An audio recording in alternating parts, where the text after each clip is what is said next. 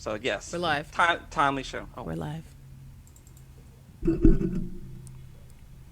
It's time for school days. Help for moms and dads of school-age kids. I tell parents, you're like a training wheel on a bike. Your job isn't to make the bike move. Your job is to keep the bike upright. Those of us who are the true educators, we really want to be given the opportunity to educate the whole child. We can get free college degrees based on all of the opportunities that are out here and available to our students. Oftentimes, as parents, I think we want to protect our kids, but I think one of the greatest gifts we can give them is allow them to experience adversity. yeah. Here's your host, Danita Bailey. Well, good evening and welcome to School Days to Help for Moms and Dads of School-Age Kids. I'm Danita Bailey. And I'm David Bailey. The American Academy of Pediatrics recommends that children and teens limit their time on screens to no more than 2 hours a day. With school back in session, parents and medical experts are having to rethink screens now that children's education depends on them. So, David, this has definitely been a hot button topic in our house. Was that a question? No, it wasn't a question. This is the part, see, let me introduce you to School Days. This is the part where you and I go back and forth and talk about stuff. I know, but you normally ask me a question. Okay, so what do you think about what's been going on in our household lately? Oh, well, I'm good. Well, I'm chilling because I'm outside teaching. I'm out in the front. So everybody who doesn't know, so our house, so we're all at home. So I'm at home, my wife's at home, and all three kids. And I'm in the front teaching and living my best life. And it's utter hell going on in our house. Yeah, that's a good description. It is, they are three kids, three different devices. We had major tech issues, which now we got most of them resolved, but then you have kids wanting to hop around and one-handed cartwheels and YouTube videos while the teacher's teaching. My oldest son, he made eggs while class was going on. It's just and I'll be okay, guys. The way to solve this problem is, and I hear in the background, "Be quiet! No, you be quiet!" I'm like, I hope my kids don't hear all this stuff, and it's then they'll come out and bum rush me while I'm teaching sometimes, and they'll sort of wave at my kid, like, "No, get out the way!" I'll push the head out the way or something. So I'm good.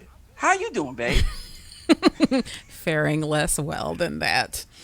Really, so we do have one of our sons has a pretty serious screen addiction, which was actually kind of the catalyst for us doing a show about this, because really we're just trying to get help ourselves. So we invite people on that can help you and me. Yeah, this episode's really about us, guys. Yeah, it's really about us. You guys can tune in, but this is about the Baileys today.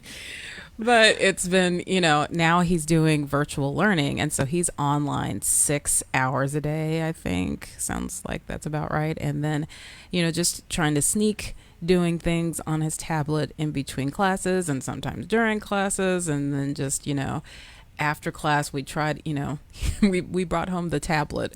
And before I could turn the screen time on, he had set his own password for screen time so that I could not set screen time on his tablet.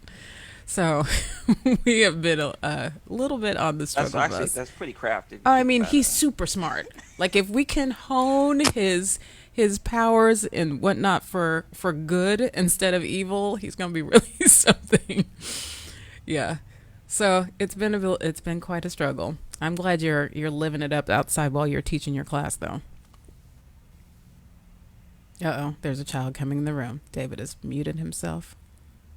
Okay. Well, we're going to move on because it looks like my children are intervening. Oh, yep, there is Jonathan. He just popped his head in.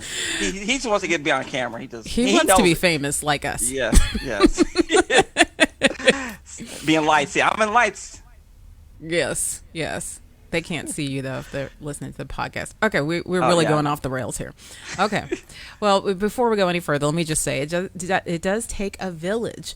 If you hear a great parenting tip or nugget of advice, share it with your parent friends. Facebook it, Instagram it, tweet it, link it in, Add the hashtag School Days Show or I am School Dazed. And also, we do want you to be a part of the show. So if you have any questions or comments, give us a call at 214 444 5575. Or if you're live with us on Facebook, you can drop us a question there and we will do our very best to get to you as soon as possible. So without any further ado, let's jump right in and introduce our guest. Today's Kidcaster is 7th grader DJ Bailey from Mansfield, Texas. Jeremy Edge is a licensed professional counselor with over 7 years of experience working with adults, teens, and children in various settings, including ADAPTS of Missouri, Every Child's Hope, and private practice. After personally experiencing the negative effects of addictive gaming, Mr. Edge devoted his work to helping those recover from internet addictions and problematic screen use. He is passionate about helping teenagers and adults in the Dallas area obtain a more fulfilling life away from screens.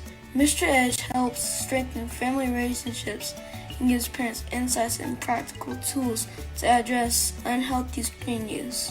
Outside of internet addictions, he works well with anyone struggling with depression, anxiety, relationship challenges, and stress.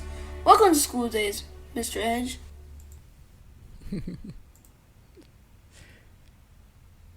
Yeah, you're muted. Thank All you. right. Thank you for the introduction. Sure. All right. Well, let's go ahead and just jump right in. Dave, you want to start? Yes. So I want to start with, so why did you decide to dedicate your practice to technology addiction? I'm sure this is probably a newer phenomenon as far as helping people. So how did you get into this field? It started off with me. I mean, I grew up with technology, and for a long time it was kind of part of my life. But really, what drew me to it were a couple of things going on. I was in private practice in Dallas, and I saw a few of my clients were really kind of struggling with pornography issues, with a lot of gaming issues. And so, like, I saw more of it an issue with the clients I was seeing. That was kind of the root of what was going on. And then I saw it personally in my life too, where gaming it became not just a fun hobby, but a problem. And it got into it was a negative experience for me rather than it being a positive. And so I saw that, you know what, I want to stop having this be a negative thing in my life. And I want to help people where there's not really many resources for that yet. And so I saw that gaming disorder was something that was coming down the pipe as legitimate diagnosis in 2022 from the World Health Organization. And so I wanted to be able to help out people that did not have that as a resource yet. So it's kind of where I started. So you said there that, and this was very interesting, that the World Health Organization has actually given this a specific diagnosis. So what are the symptoms of that? What actually is gaming disorder? So it's going to be coming out in publication in January 2022. And there are three big pieces to it. And there are some that, if the activity, if gaming is causing you problems where, like, you're trying to use this to an escape from a problem or from an issue, that's a symptom. If it's causing you issues, then in areas where like if it's getting kind of in the way of your overall well-being with school or with your friendships, then that's another sign or symptom. If you're trying to stop and you haven't been able to stop, then that's another symptom as well. And so the World Health Organization has identified three, but there may be more that come out when it's a full diagnosis. And so, but that's some of the criteria is you're trying to stop and you can't, and it's negatively impacting some other areas of your life. There's more specific kind of criteria within the DSM, the Diagnostic and Statistical Manual for mental health diagnoses. There's more specifics within that, but it's in a needing more research phase where it's not fully diagnosable yet within the DSM, but it has more specific criteria. Does that make sense? Yeah, I gotcha. Go ahead. So, just to put it in context, a lot of my students in the classroom, it's just there's a lot going on right now. You have the pandemic, you have learning all day, and then afterwards, like what is there to do? Like, what is there to do? So many times kids are like, oh, I mean, some kids they like reading just for the love of reading, but a lot of kids just don't. And so, Yeah. what's easily accessible to is your phone. It's right there. It gives you access to friends. It gives you access to music. It gives you access to games. It gives you access to you name it. You can probably find it, and it can be entertaining, and it can be an escape. And if I know we talked about this a little before the show, but if a teacher is not engaging their kids well, and they sound like the teacher from Charlie Brown or from Ferris Bueller's Day Off, then it could.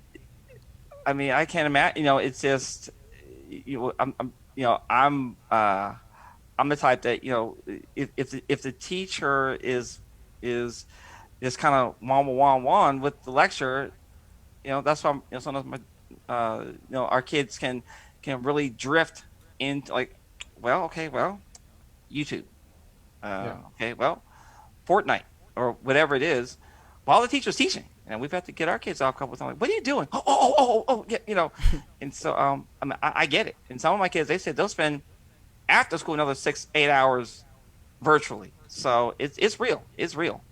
Yep. Um, is there a difference between? Well, there obviously is because one's a diagnosis. Tech addiction. Is there a difference? What is that, and why is there not a diagnosis for that? Kind of tell us what the difference is. Yeah, so gaming disorder is one that has a lot of research behind it, and there is still more research coming out on it. But the World Health Organization has identified that as the activity that's a behavior addiction, basically, or a process addiction. So similar to gambling, they see it as kind of having some negative problems. But tech addiction is something very broad, and screen addiction is kind of a term that's very broad, that there is some research behind it, but there isn't enough research to say that it's a full-blown diagnosis. Maybe down the road there is, but at the current spot where we're at, there's only there's some research coming down the pipe of how social media can be linked to some issues, but there's not consistent evidence that's saying it's an addiction. But gaming, for example, there's disordered gaming that can happen. But tech addiction, it's something more broad, and it's something that's not researched well enough yet to be called a full blown addiction. And so that maybe down the road there will be more of a there may be more of a diagnosis for that, but that's why it hasn't happened yet. So, tell me why it's so addicting. What is it that these gaming companies have been able to accomplish that make us, and not just the gaming companies, because obviously, I mean, I feel like I've got some issues with my phone, if we're being honest. Oh, don't start. So what is it that they've done that has made this something that we have to have? So gaming companies have like intentionally hired like psychologists and professionals to make people kind of want to go back for more and more. And so what it draws on is just kind of immediate gratification and positive reinforcement. A lot of games you go through and you progress on something and you get an instant reward for progressing. In a lot of games it's very competitive too. So something like Fortnite, something like Call of Duty, or something that is Valorant, and some of these popular games that are competitive, you get immediate reward when you do well, when you perform well. You can get a reward in the game, or you're able to say like to your friends, basically you're better than somebody else because of a rank system. You get you can acquire really fun items, and you can look for fun items, and there's a lot of there's a lot of psychology behind games, basically, and so that's why it's really satisfying. For social media too, social media companies intentionally try to keep us spending as much time online as possible, and so even the notifications on our phone, the color red is intentional because it grabs our attention. It's like saying, look, address me, like kind of Emergency. exactly emergency. So even we have like whatever number of notifications, we are really biologically encouraged to click on that to get rid of that notification. And just by clicking on it, we spend a little bit more time on that. And it makes us want to spend more and more time on it. And so basically gaming and different tech companies have well, social media have different algorithms to make us want to go back for more and more, and then uh, games are intentionally created for us to have fun, and then positively reinforce us to go back for more and more. I can relate. So this was probably 3, 4 years ago now. I got kind of hooked on Cooking Fever. I don't know if you remember that Yes, I game. remember that. Oh yeah. So for those who don't know about that game, you're this chef or you work at a burger joint or whatever, and the customers come in and they put up the order, and then you start cooking for them. You have one grill, you have one fry maker, and one soft drink maker. They're happy, so they smile, they walk away. But as it gets worse and worse, then more and more come in. The orders get more complex. It's a very complex game. But then eventually, you can only serve so many people. I say, but if you want to serve more, here's a $5 upgrade. Oh yeah. Oh, I never bought anything. But you just can't. You to the point you can't go any further. You literally cannot go any further until you get these upgrades. It might take you 8 years to do it the old-fashioned way, or you can pay $2.99 and get that extra fry maker. You can double your fry output. And so it's so easy to do. And I got away from it. Then my next one was War Robots, but I get it. Again, I never really got into the buying money part of it, but they have robots. You can pay $100 for a robot. Like really? That's just for the robot. Not even including weapons and stuff. So it sucks you in. I get it. I get it. So true. Jeremy, so are there people that are more at risk for gaming addiction and for getting sucked in by technology? There are kids who are anyone who's diagnosed with ADHD can be more prone to play games maybe in a problematic way. Those who have impulse control issues are more prone to engage in a negative way, and so those are two big factors maybe of how that could maybe lead to some problematic gaming. Mm-hmm. Doesn't happen necessarily. So if someone has ADHD, it doesn't necessarily mean that they will engage in addictive or problematic gaming, but that's kind of sometimes a prerequisite that does happen. Mm-hmm. So what's the neuroscience of it? Like what's happening in our brains chemically that gets you sucked in? Yeah, it's a great question. So is dopamine? Dopamine is the chemical that kind of fires off in our brains, which is the chemical for feeling good, the feel good chemical. So we do something fun, we get that hit of dopamine saying, I like that, I'm going to do it again. When you go on Facebook and you see that you get a like on a comment, or you see like you get 5-10 likes, and that feels really good, it positively reinforces you to go back and do it again. And so a lot of games have a lot of positive reinforcement going on, and a lot of dopamine fires off in our brains whenever we're playing these games. And so it feels really good chemically whenever we're doing this. And it can maybe even arguably feel better or feel more fun if we're doing that versus doing maybe a more traditional activity. Say someone's playing a competitive video game, but then they go play a competitive physical world sport like basketball. They may not feel the same, right? It could be more rewarding to play a competitive video game because there's a lot of positive feedback going on. Whereas you play horse with your friends, you play a competitive game with your friends of basketball, it's still fun. You still get some positive reinforcement, but not as much. So basically the dopamine is a big piece of it for the chemical piece. Yeah. Just as an aside, I was thinking as you're talking, I'm thinking, for most adults and for kids, life can just be hard. And maybe it's the only place some people are getting affirmed. In society, it says, life, you're paying bills and, you're just working, and all the things that you do. Sometimes it can be something where maybe they're just not getting enough of that on their job or, wherever. And so this is a place where they can get away and be affirmed. Escape. Escape from the reality of life, but also be affirmed in a way that maybe they aren't in the world. So that can be kind of a pull as well. I'm just kind of thinking off the top of my head, but I'm thinking maybe that might be part of it as well. Yeah, for sure. I mean, and escaping can be like an okay thing to do, like, right? Like we all need to be able to have a healthy escape from stress and from work and from challenges. And games can be a great way to do that in a healthy way. But if we're kind of intentionally going there and never addressing maybe problems in our relationships, or never addressing, the homework that piling up, or our work, right? Like if we're intentionally doing that and it's causing us issues, then that's where it needs to be addressed. But having a healthy escape and using games to do that can be a really good thing, especially during COVID, when we can't go out, maybe be out in the physical world as much. So going online to a game can be a good supplement. I'm curious. So, Dave and I are old. Um, and we for grew yourself. up on, yeah, you're older than me. We grew up on Atari with Pong and Space Invaders. I actually just watched a really good documentary about the maker of Invaders on Netflix.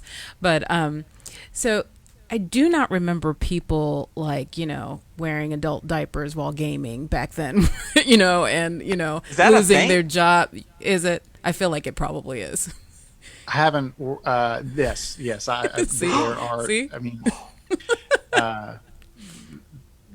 People will try to spend as much time on some of these games as possible and wet themselves, or not go without food or eating or sleeping. So it can be all consuming. I heard about a guy dying gaming. He just Yeah. never got up and just died. Just rolled over and died. Didn't eat. It was Yeah. Wow. So I said all that to say that it seems that now that, I mean, gosh, at one point, and this was probably 10 years ago, I looked at a video game and had looked, and since I was a kid, and I was like, what the? This is like real life. So I'm guessing this is what they've done, not only because the technology has made it so that they could do this, but this is part of the thing that sucks us in. Yeah.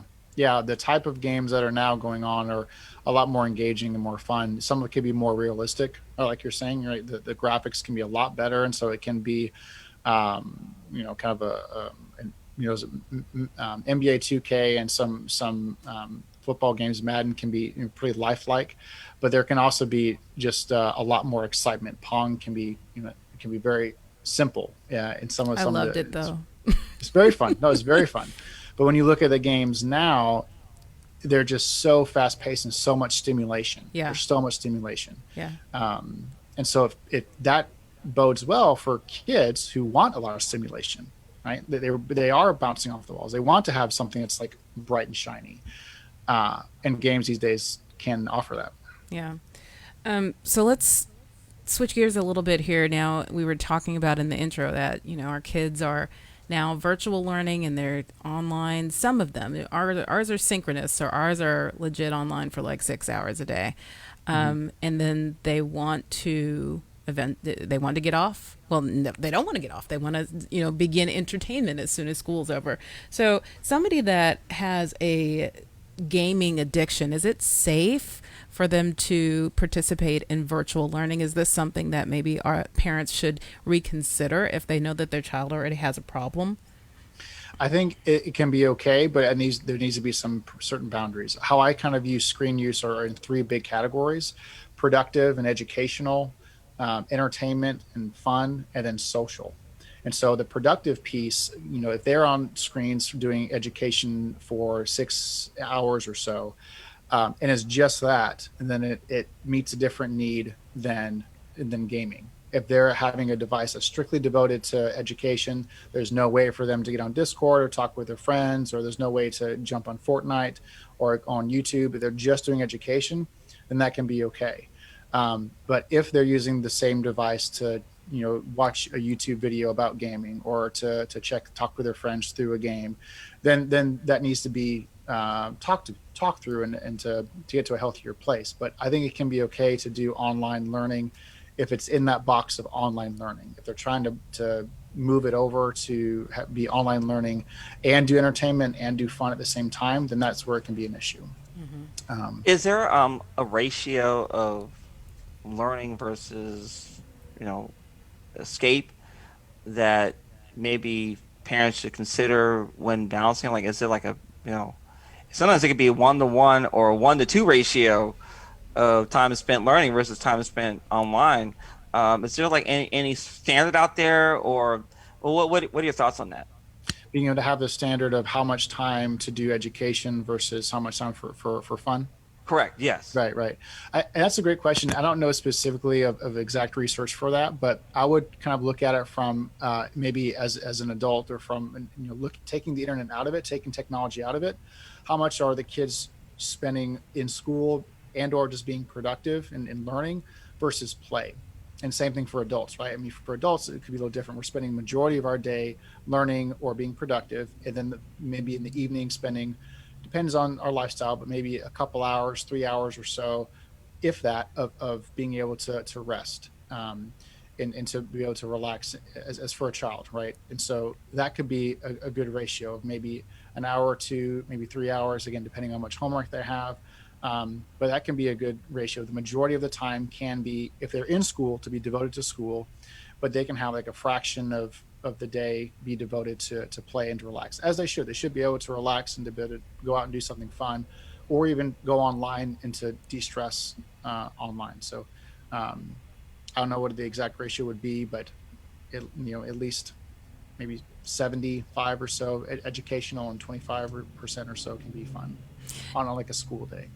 Jeremy, does using technology for productive things like work or school less negatively impact us than it does when we're gaming or scrolling for social media?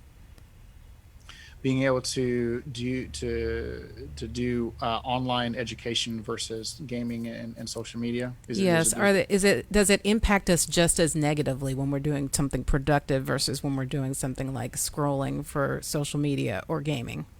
Sure, I think it's different. I think it can be argued that if we're being productive, we're using technology to enhance our productivity and learning capabilities, and that's positive. That can be a positive experience. I guess, like anything, it can be taken to an extreme. But I think overall, technology that's devoted to learning and education and being productive can be good.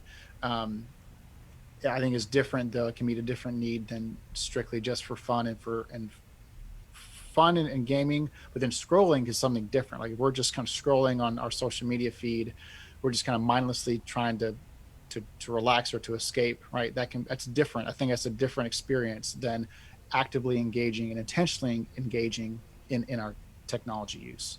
Talk more about that. How's that different? And is that more negative? Impact us more negatively? I mean, there is the potential for it to be negative by being a time suck and taking away from in-person relationships. There's a term where if you're on your phone and you're in person with somebody else, you're phubbing them. PHUBBING, where it's a term that, I've never heard that before. Phubbing? Yes, I learned it pretty recently as well. Okay. But so something like that, like if you're just kind of scrolling on your phone while you're interacting with somebody, trying to interact with somebody else in your family or a friend, then that can be a negative experience. That can be not so good. But at the end of the day, if everyone's kind of like just being able to rest and to chill, and kind of the way you rest is kind of see what your news feed is, or kind of check on to see what's going on Instagram, that can be okay.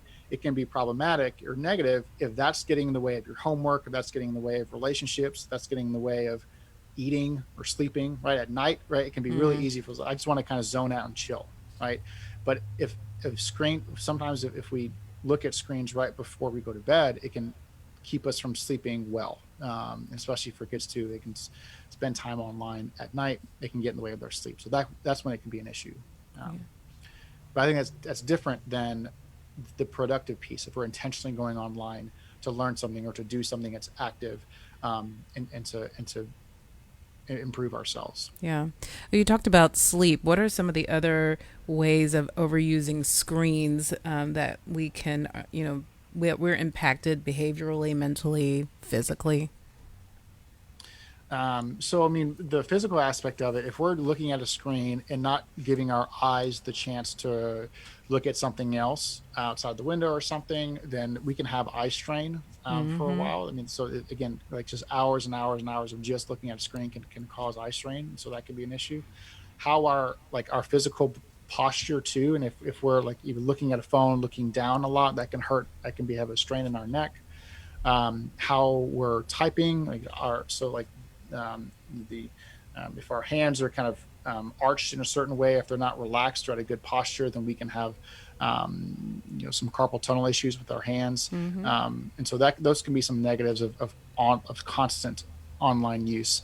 And then if we're on a neurological side of it, if we're like constantly trying to, if we go on online like a lot, if we're not sometimes intentional about this, we can get used to like immediate gratification, and be and try to basically erase any type of boredom we may feel, or doing nothing. And so if we engage in technology all the time, then when there's nothing to do, that can feel really uncomfortable and really kind of agitating. And so that can be a negative experience. I'm really interested in that. So, boredom is okay. Yeah, for sure. I need you to talk more about that because I don't think that that's a thing anymore. Like boredom, Right. we always are trying to fill the boredom, fill like everybody. Because sometimes I watch these shows about the 1800s and pioneer days and whatnot. I think about, gosh, that had to have been the most boring thing in the world, because we just are always being enticed with something. So talk about the freedom to be bored. Yeah. And so Simon Sinek does a little bit of, I think, this in some of his talks, but basically, really creative thinking and deep thinking can come from just wandering, or our minds just wandering, and kind of maybe going on a long car ride and just thinking about nothing, right? But allowing us the space and the platform to just think, right? And to be able to solve problems and be able to kind of, even if we're not thinking about anything in particular, just kind of daydreaming can be a healthy thing.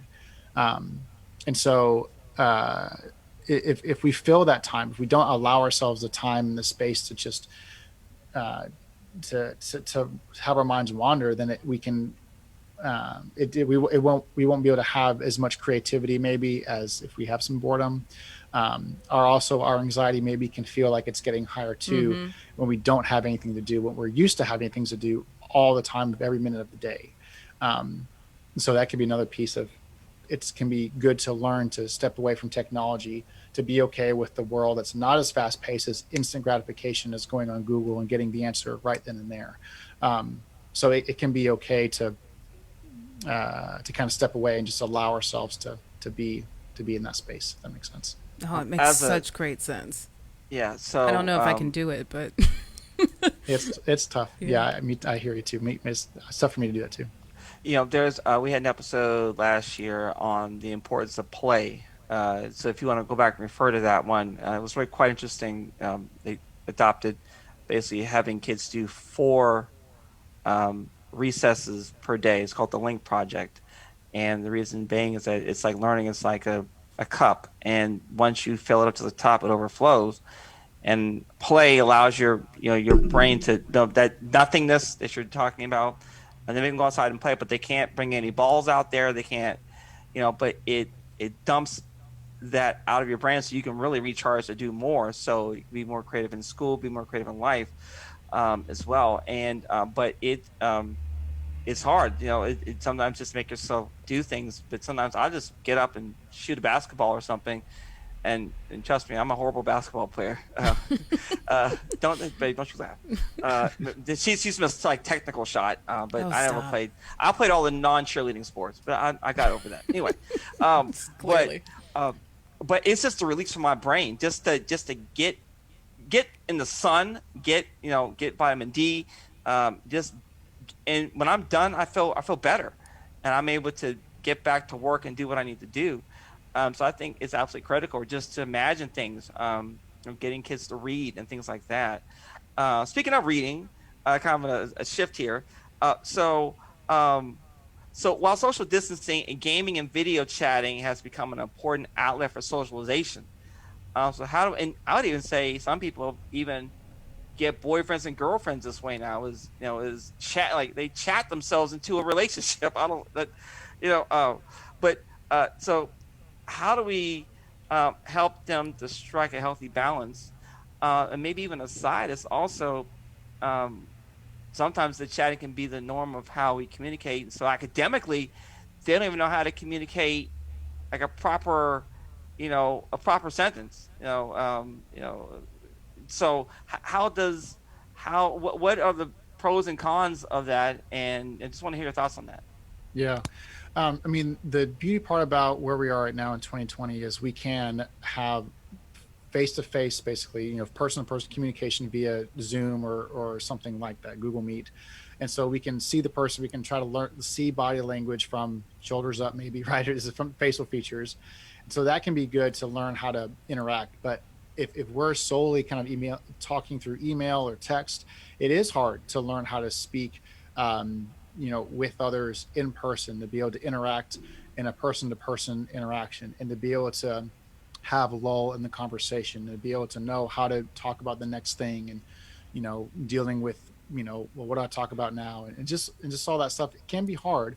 um, and so for kids, like, it's natural also for them to form relationships with they can form relationships from gaming time, from talking in different platforms through social media, and it can be a really good thing.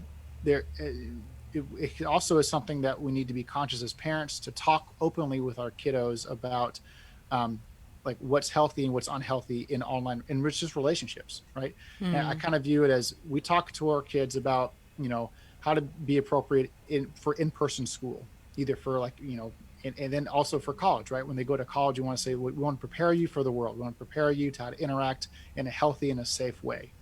Well, the internet and online activities are the same thing. We need to be able to help them learn how to be healthy and safe in gaming, online gaming, and social media, and just interacting on social platforms. Um, and so it's good to talk and to learn more about each other online, but we also need to learn how to do that in a safe, kind of in a safe way. If hope that answers a little bit of that question. Yeah, so kind of building upon it just a little bit. Um, so I'm at the middle school age of teach. I teach middle school kids, and so once you start getting into, I think probably seventh grade up, they can start getting into some very serious type of worlds out there. Like I said, if I told you some of the websites that my kids know about, so if you heard of blah blah, like, no, like, no, oh my gosh, really? Oh yeah, and so, um, it can be something where it can trickle down even to younger ages if the parents are not, uh, being aware of what their kids are kind of diving into. Mm-hmm. Because there's some nasty stuff out there, and there's some stuff that's highly inappropriate for kids to be engaging with. And Uh, dangerous. yeah, Yeah. and just dangerous, or people luring them into, people getting abducted, and Right. just doing stuff they shouldn't be, sneaking out. So what are your thoughts? Is kind of how to help have safeguards, maybe not perfectly, but to have better safeguards in place to help parents help the kids make good choices. Yeah, I think what it really starts with is just a good relationship, to be able to have the parents speak truth into these kids, and to kind of to guide and to teach, and for the kids to be receptive to that. So I think it starts with that relationship where the parents really need to be able to have a trusting relationship with their kid, to talk to, look, you know, it's really important that you are not telling your personal address, because that's going to potentially lead to someone hurting you, or kind of for this to be unsafe. And to be honest, like, just like, look, these are some real things that have happened. Like, these are some real things that people are online to try to hurt people, to try to get what they want, and hurt you in the process. And so being able to have that conversation, I think, is a big piece. So have that really healthy relationship is huge. And then to have intentional conversations with your kids, and guiding them and how they can interact in a safe way. And then a part of it can be also is when they find something, or if they find something inappropriate, to be okay and talking about it openly, and as hard as parents, but to do it as possible with an unjudgmental reaction, right? If they come to you with this explicit, really inappropriate pornography, to be able to try to say, you know what, thank you so much for showing me this. Thank you so much for coming to me with this. What do you think about this? And for them and to just try to talk with them about, this is inappropriate and here's why. And this is not safe and here's why. And this is what this interaction is doing and here's why. And try to be open to have them be safe in talking with you about this, but then to be intentional about, look, this is really inappropriate and this is really harmful, and here's why, kind of thing. Um, that's kind of my perspective on how to sometimes engage in some of those things. I love Just that. one, I'm sorry, but one more quick question. So just the converse of that is, if a parent does explode on their child, what could that potentially do to the child and how they engage with them? What are the implications of why did you should know better. So what can happen with the child if the parent does do that? It's completely natural for one, if that is the reaction. For one, right? It's completely natural as parents for that to be the case. What that could result in, though, is the child could then be reinforced of, well, I don't want that reaction to happen again, so I'm not going to share it. So if I find something that I know my mom and dad don't like, I'm keeping a secret. And so then there becomes a lack of openness, and there's a lack of having parents be the guiding voice, and maybe finding it with peers, finding it with themselves, Googling, what is this, and being able to maybe find other forums that are able to answer that question, if that makes sense, or kind of answer kind of these things. Yeah. And I like that. I like that you said to ask them what they think about that. I always think that that's a good idea, because it really kind of helps them make connections when they have to, versus us giving them our opinion and our thoughts about it. They have to think about it, and it allows them to make connections, and I think make better decisions down the line, because they've really put some thought to it. Yeah, we react that way as parents with the what's going on, oh my gosh, right? Because we're scared. There's so much fear of the potential of, you find this, you could get abducted, you could do this, and there's so much, like our minds can go to the worst places so quickly. So it's natural. Or maybe they'll do what maybe some of us as parents have done, and we don't want, and like, oh, I don't want that will not happen with my child, and so I'm just thinking out loud there about that. Yeah. Oh, that'll never happen to my child, right? That'll never happen. I'm good. And that can be a piece too of that naivety.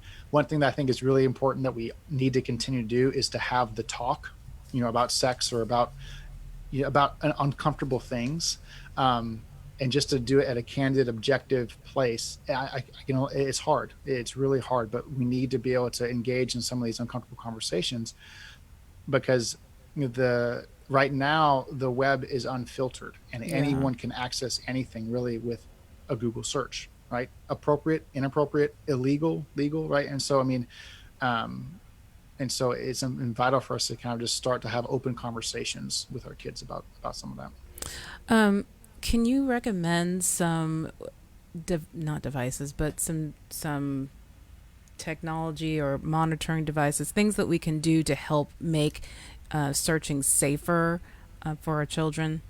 Because they're super tech savvy. I mean, we've got one who, goodness gracious, we have to stay on top of him. And so what can we do to help monitor him a little bit better? There's new ones coming out all the time, but a few that I've found that are really effective. Some of my clients have reported that Bark is a good resource, BARK. And what that does is it notifies the parents of either certain terms or inappropriate things that the student, or that your child is searching for online. So it can give you an email or notification of so-and-so just, look for something inappropriate, or this went to this website. And so it can be a really good conversation tool of, hey, I got this Bark alert, what's going on with this? Like, what happened? And so that can be a good way to have some accountability and some monitoring. A really good one that I found that is, I've heard that's been effective, is called Freedom. Freedom.to, and I have this resource on my website.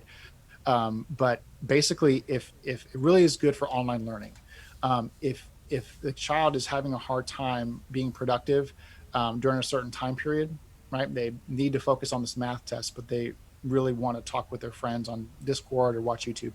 This product will, you set it up where during certain time frames, so let's say from like 10 to 11:30. They don't have any access to anything besides the schoolwork. So they try to go to YouTube, and it says you're free to be productive, and it kind of blocks that site.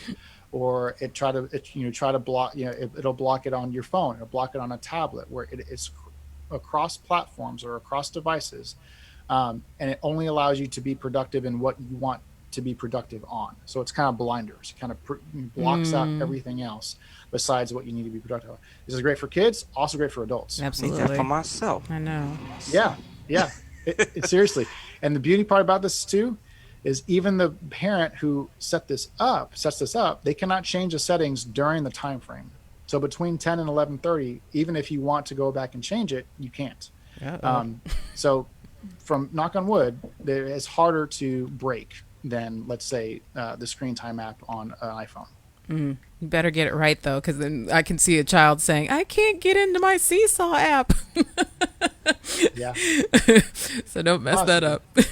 possibly. It's just for a time period, and then you can go back and change it. Yeah. Yeah, just for reference, so to your point about the kids being savvy. So I've worked, taught in districts, and district has all these firewalls up, and they can't get in. And say there's a video I wanted to watch on YouTube for math, and I'm like, darn it, I can't get in this video. My kids, Billy, get out the way. They push me out the way. They hit a couple, like, boop, there you go. Like, how did you?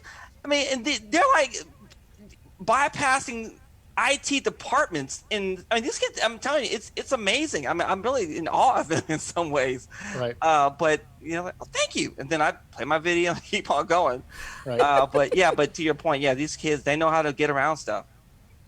So that's the thing that I really try to help in everyone seeing is if we can empower our kids to make healthy choices themselves, then they don't need to be monitored, right? Then they don't need to be the ones that are reined in by us or as parents or as teachers. We don't have to create all these safeguards and blocks and all this stuff, and that may be needed, right? If there's someone who doesn't have control over gaming, then sure, that it's good to block it. But it's the point is for us to empower them so they make the intentional, healthy choices, so that when they are on their own, they can navigate how to do it themselves in a good way, healthy way.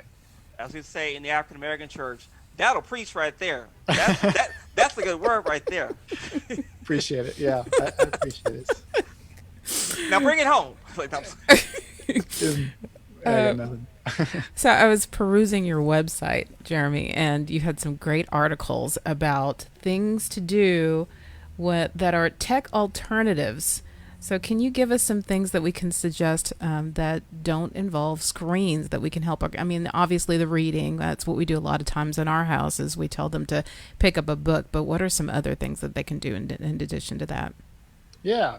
I mean, it depends on what what we have access to. But we can go outside and just go, do exercise of any kind, go on a walk, play basketball, play baseball, play catch, play football. You can go out and, if rollerblades are still a thing, you get some rollerblades. Skateboarding can be fun. You're doing something outside. Again, it can be hot, but just being exposed, like to what Dave was saying earlier, vitamin D in the sun, like that can be very good. What I like to try to do is help if a child is gaming a lot, we try to want to do other activities.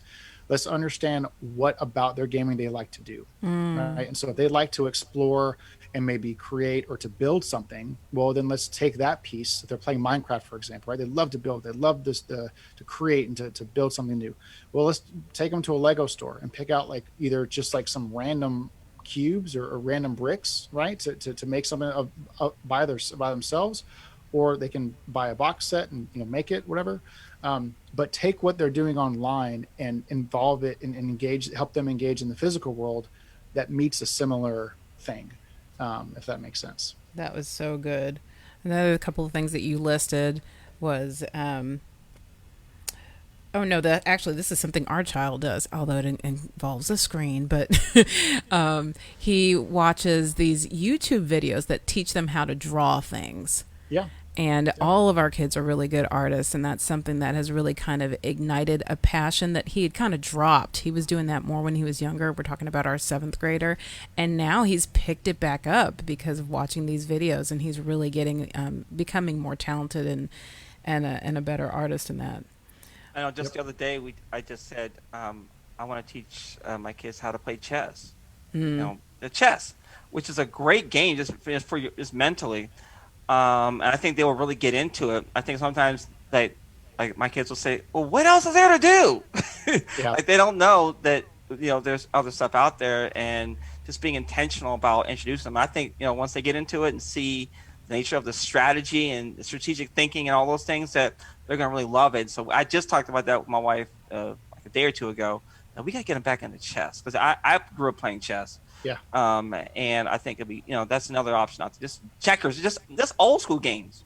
Yep. Puzzles. Board games. Yeah, for sure. Board games. I have a little section on my website devoted to some fun board games. Yeah. If you can do some fun board games with a family, even just with 2 people, It's fantastic. Yeah, I totally agree. And even like if you like to be on tech and if you love technology, learn to code.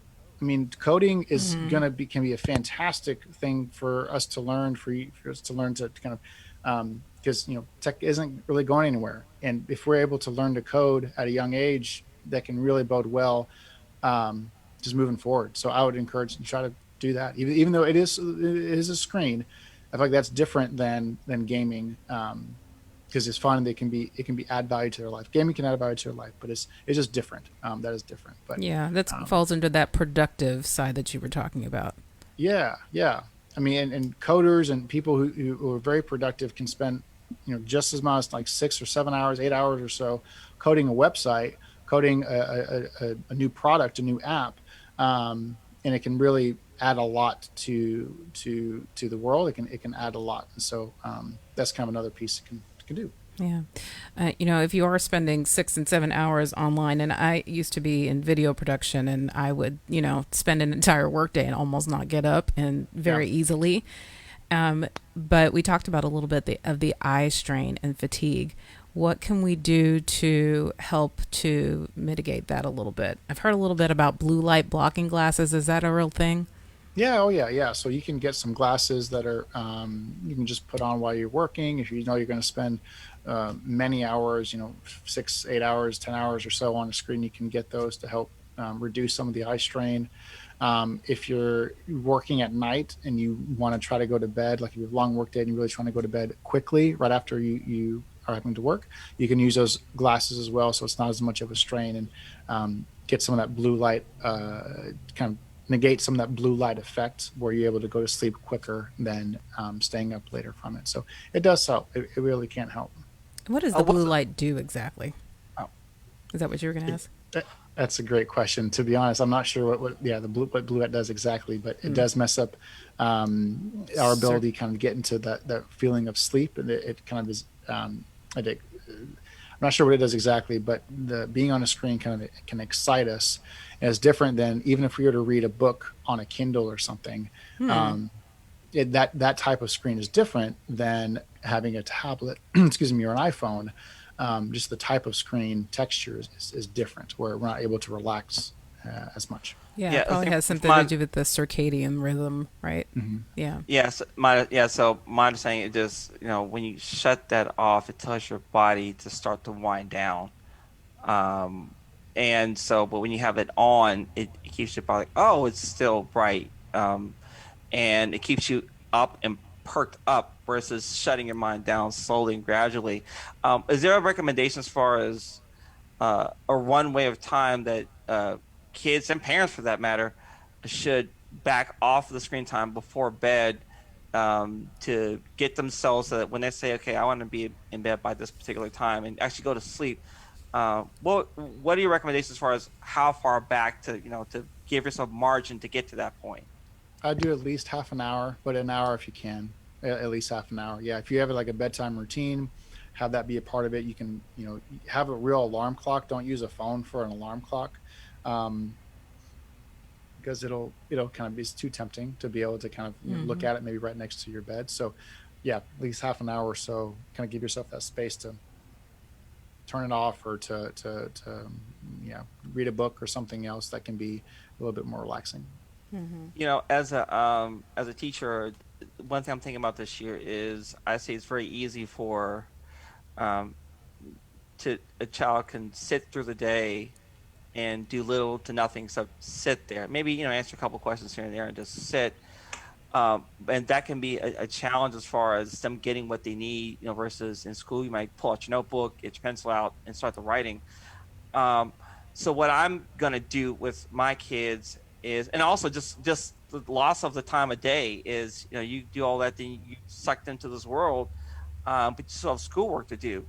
And I'll tell you what I'm gonna introduce either an app or something where it can help them manage their day. I do with my private clients from my educational coaching company. It's called a time waster survey to kind of see, well, how much time are you spending on this and that and the other, and then okay, how do you need to adjust your time to you still have an assignment due tomorrow, and that's not going to change whether you spend X number of hours on this game or not. But what are your thoughts on either using technology or some other way to help kids manage their priorities? You have class all day, you have your time of release, but in between, they still have expectations they have to meet. So, what are your thoughts on just how to help kids manage that? I think what you're doing, it sounds like, is what I would recommend too. Being able to give them like really lay out their day and see what they're spending and devoting their time to. Then the extra time can be spent on screens or on whatever they want to do to relax. You can find this resource again on my website, but if you go to healthychildren.org, there's a family media plan, and you can click on a media time kind of calculator. Or it's on that website where you're able to kind of punch in your day. You're kind of good to say, okay, I've got 8 hours or so. I'm going to school, 2 or 3 hours for homework. I got dinner time, time with friends, time with family, and then it gives you the rest of that time is free or it can be screen time. And so it breaks down your day in that like kind of in that program to see really how much time you can spend and you can devote to this freedom. So I would look at that kind of as a good ballpark because every child's going to be different, every schedule is going to be different, every need is going to be different. The American Academy of Pediatrics recommends about 2 hours of screen time a day. To be honest, it's a little bit outdated because we're in COVID, because screen time, that term is so broad. And so it really is dependent on the child, right? Because someone could be spending 8 hours doing homework or schoolwork, right? And then maybe an hour gaming or 3 hours gaming. It's dependent on the child and what their needs are. But that resource can be really great in starting off kind of the discussion of how much time they need. Could you say that website again for everyone who's listening, on our podcast? It's a long, like to be honest, like the actual The link. website Oh, okay. is long. But if you go to my website, escapingthe.com, so escapingthe.com and then /resources, you go down to parenting resources, and on the right you'll say screen time calculator by Healthy Children. It's the healthychildren.org, and you click on that, and then it'll come up with the media plan. You can create your family media plan or check out the media time calculator. So those are two really good things that you can try as parents or as kids to kind of allocate how much time you have to screens. All right. Parents, that's golden. I think that's golden right there. I think that's a game changer right there. Yeah. And we will also have all of these on our website as well. I did want to close out the whole eye strain issue. I did see something because this has actually been a big issue with our daughter. When she first started, she fell asleep in the middle of class once, and I really think that was because of eye strain. And she also gets headaches. So one of the things that I saw was to get into a habit of 20-20-20, which is to every 20 minutes. Wait, what is it? 20 minutes. Look away for 20 seconds at something 20 feet away. Did I get that right, Jeremy? I mean, that is correct. Yeah. I mean, try to break it up where you're looking at something that's further distance than what your screen is. Yeah. Mm-hmm. Yeah. So that's what you need to, that's good to do that. And sure. I also saw a recommendation for artificial tears. Is that helpful at all? It can be because we don't blink as much if we're really engaged in a screen. We don't, and so having artificial tears can help produce more teardrops because we're. Uh-oh. So if you're watching us online, it appears that my guests have frozen. This happens every once in a while. They don't know I'm gone. Okay, well, let's just see. All right, is anybody online? Oh.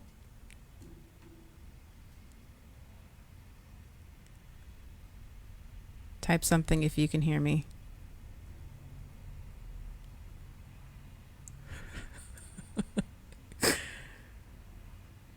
This happens every once in a while.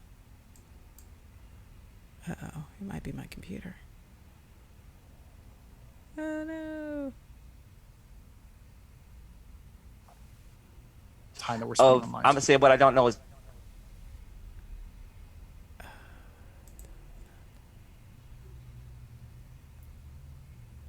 Are they there? Oh my God.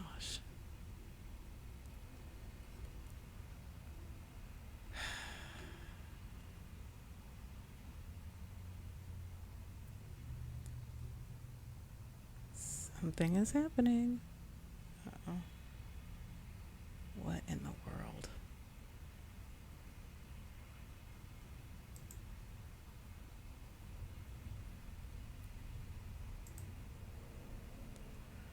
And now my mouse has got a mind of its own right now. Keisha, are you still on with us?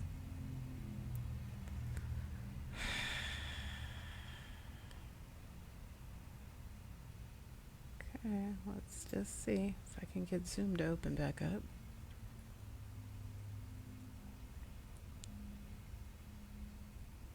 Okay, there we go. That is very bizarre.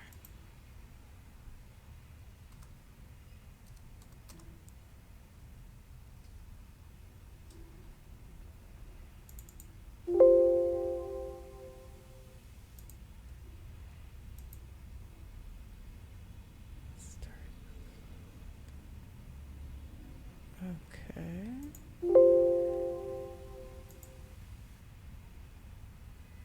Wow.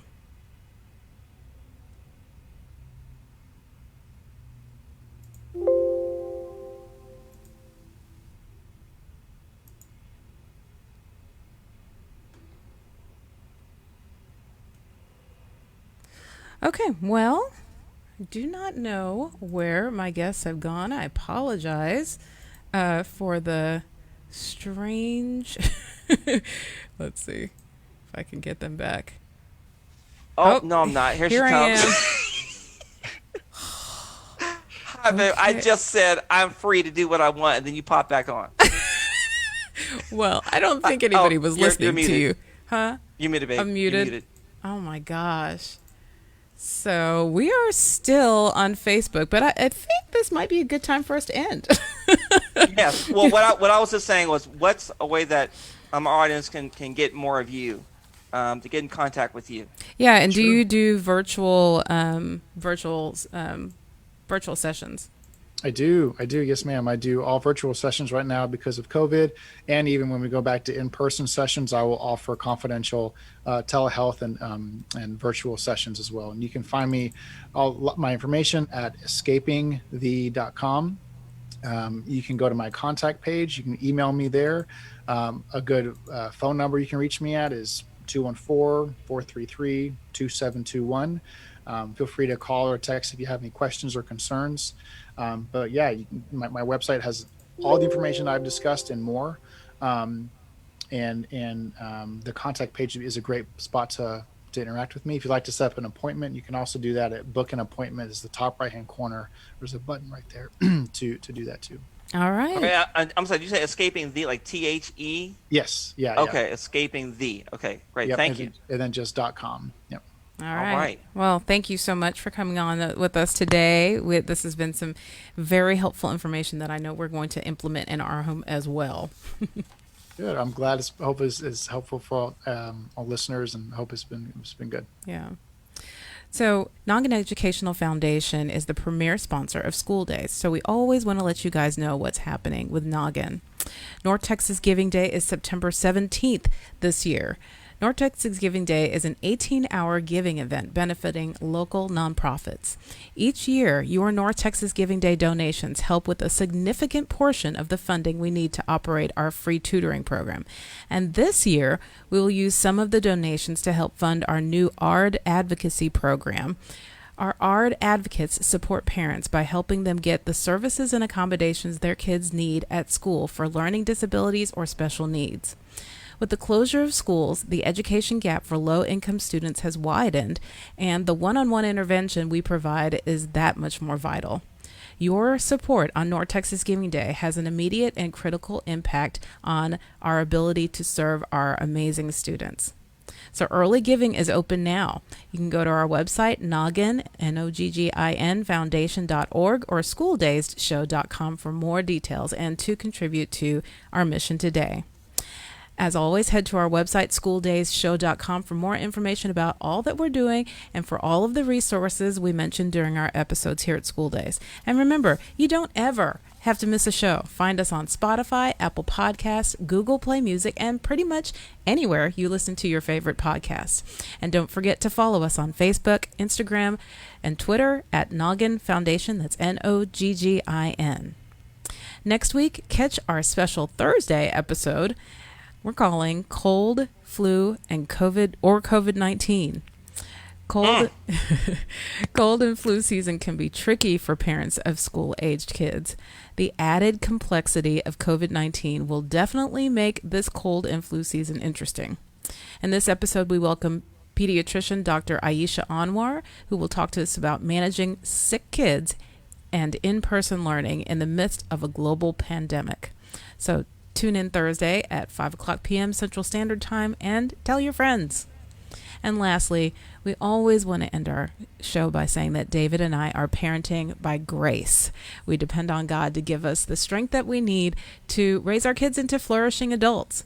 And if you would like to know more about that, please feel free to email us at info@schooldaysedshow.com. Have a great week and stay safe.